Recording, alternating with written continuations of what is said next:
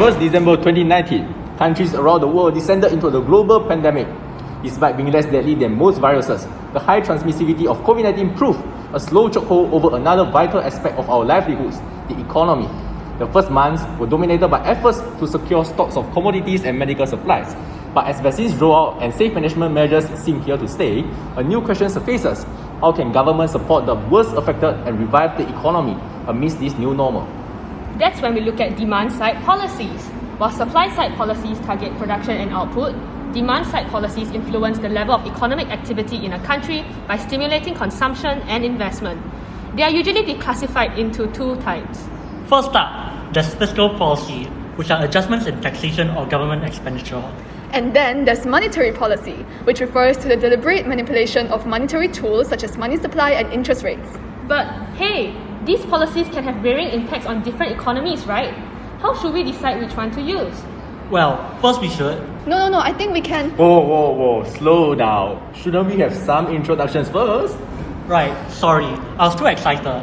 Hey everyone, I'm Switzerland, a small landlocked country in Europe with one of the most advanced free market economies in the world.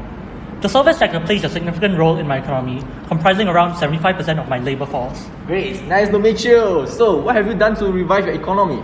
Well, it was mostly fiscal measures. We announced several support packages in 2020, one of which even amounted to 32 billion franc worth of measures.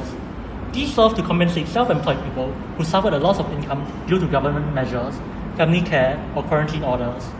We've also introduced measures to help SMEs in our country by setting aside 20 billion franc to provide immediate low-interest loans in the form of transitional credits.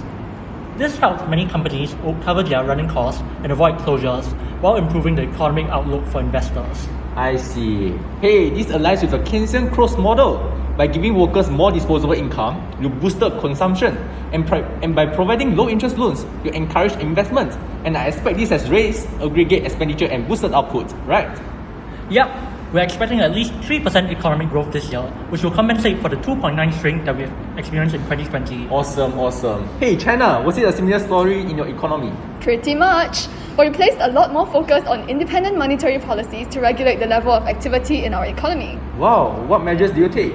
Well, throughout the past year, we decreased the interest rates of lending facilities and institutions, increased the amount of cash in circulation by injecting liquidity, and reduced the reserve requirement ratio for banks.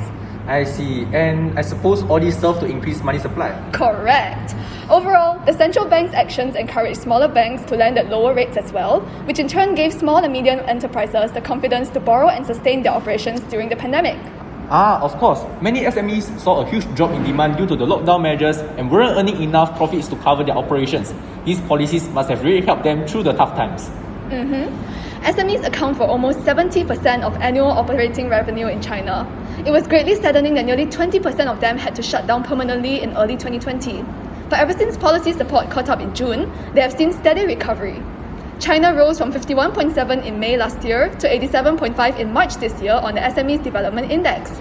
Amazing. And lower interest rates will also boost consumption and investment, which raises aggregate demand and boosts output. No wonder China was the only major economy to avoid recession in 2020. Wow, all these policies were so effective. I'll put them into use right now. No, wait. You can't just adopt policies of other countries wholesale. You have vastly different economies. There are many factors affecting the effectiveness or feasibility of these policies in your economy, in particular, the fiscal multiplier effect. Singapore has a small multiplier due to the high marginal propensity to save and import given cultural influence and lack of natural resources. Hence, an increase in aggregate expenditure only brings about a less than proportional increase in real national income. Unfortunately, this means that demand-side policies as a whole will not be as effective in Singapore compared to Switzerland and China. Oh no! But that's only when we look at the multiplier effect alone. Singapore can still consider using demand-side policies due to other factors, such as lowering the unemployment rate. In fact, Singapore has introduced several stimulus packages, just like Switzerland as well.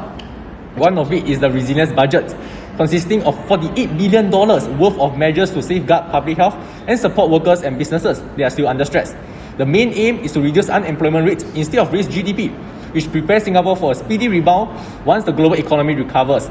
So far, this has worked well. Nearly 76,000 job seekers have been placed into jobs and skill opportunities as of December 2020. Does this mean that the government is spending so much money just to reduce the unemployment rate alone? Not really. While Singapore's fiscal policies may not be as effective, they will still manage to halve the impact of COVID-19 on the economy, mainly due to the huge stimulus package amounting to 20% of its GDP. What about post-COVID? Will these policies be feasible for me in the long run? Currently, Singapore has been drawing on past reserves to fund these packages, but in the long term, reserves can deplete quickly and Singapore must either resort to borrowing or taxation. This places a higher tax burden on the future taxpayers, and such deficits can also lead to low faith among lenders, which will severely damage both actual and potential growth of the economy. Hence, it is also important to stay prudent. Wow, that is interesting. So how about China's policies? Can I use them? Well, unlike China, Singapore has free capital movement and a very open economy, and a fixed exchange rate weighted against the sneer basket. So, following the Mandel-Fleming trilemma, this means you forgo independent monetary policies. Oh, I get it. If I increase my money supply, interest rates will fall.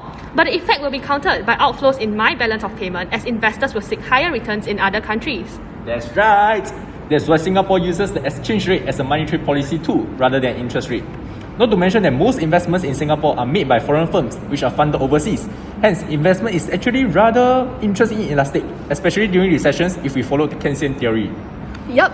Overall, we're quite a unique country since we traded free movement of capital for fixed exchange rate and independent monetary policies. Singapore, as a small open economy, won't fit well with our policies. Wow, there's so much to take note of when adopting economic policies. Thanks for all the insights. I got to go read up on all of these. No worries, I have to go as well. I can only exist for at most 7 minutes or else we may get penalized. 再见! Adios. Oh, wait, forgot. Here are the references for our presentation.